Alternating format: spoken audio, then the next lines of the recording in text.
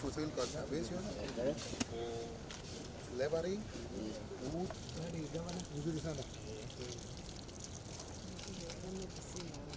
ambaye ni kiongozi wa kidini katika hekalu hapa Nyeri, na vile vile Bishop Paul Wanjohi.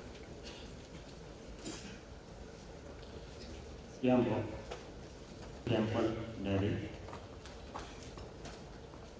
God prayer in Sansakaya Surya Koti Shamaprabha Sarvakari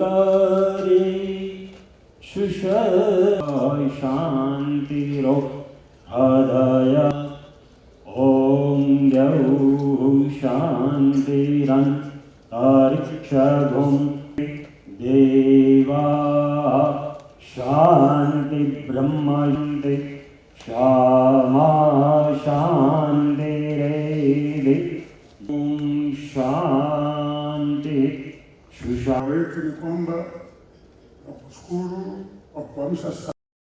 Excellency, the Deputy President of the Republic, the Principal Secretary Trade of Guinea, tunaweza ondoka na kuchukua nafasi zetu. To agree with the Deputy President of the state produced the fertilizer, the other state produced. I also want to amplify something here, that when Joshua, I believe by the end of this day, through the prayers and the deliberations, the port.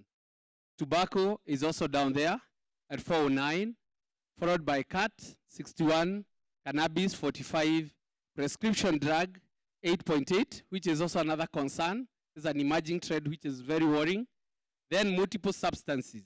This is somebody who is using more than one substance of abuse. Data from the region shows that the age between 25 and 35 years is the most affected, and as well as the biggest burden of addiction.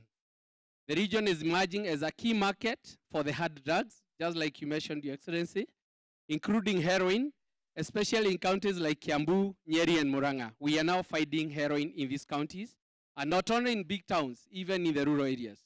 Actually, out of these, we have a methadone-assisted center in Kiambu, in Karuri Sub-County Hospital, to assist those people already addicted to this and win out the problem of heroin.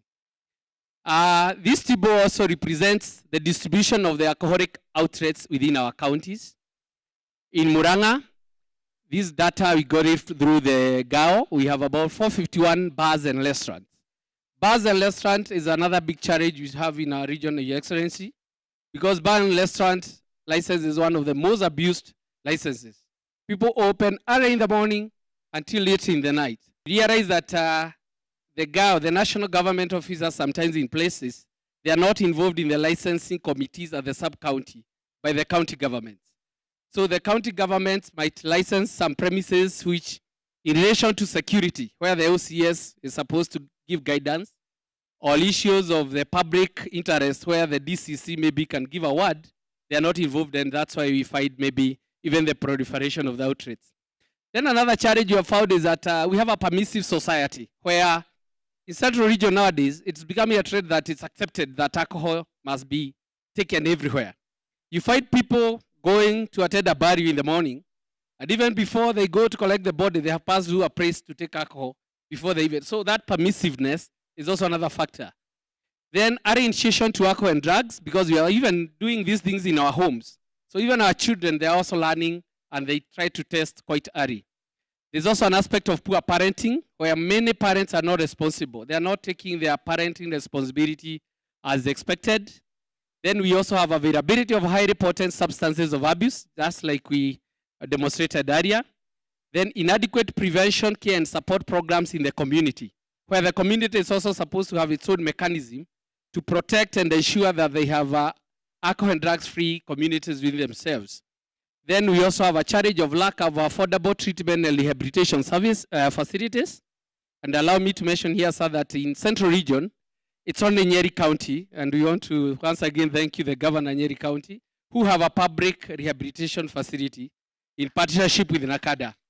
So, as we said, we also encourage the other counties to ensure that we have at least one rehab in every county so that we can rehabilitate our young people who need those services.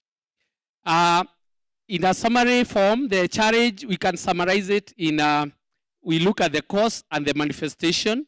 The issue of licensing and enforcement, it is evidenced by the mushrooming of alcoholic outlets in undesignated areas, including residential areas, including inside the villages where they should not be licensed. We also have bars operating without licenses.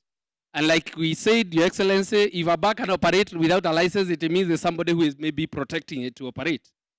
Then you also have the issue of abuse of licenses, the terms and conditions of licenses, like the example I was giving of a bar and restaurant.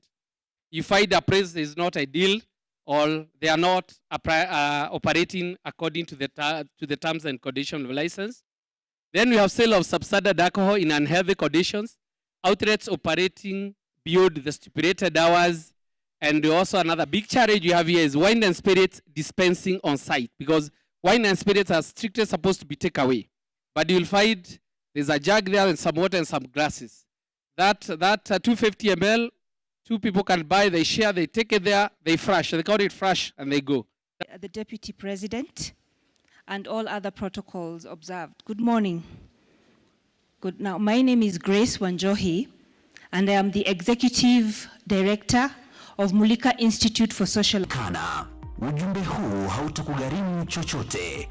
Weka akaunti yako na mtaa ambapo uhalifu unatendeka. Mulika uhalifu. Ujumbe huu umeletwa kwako na Wizara ya Mambo ya Ndani na Uratibu wa Serikali ya Kitaifa.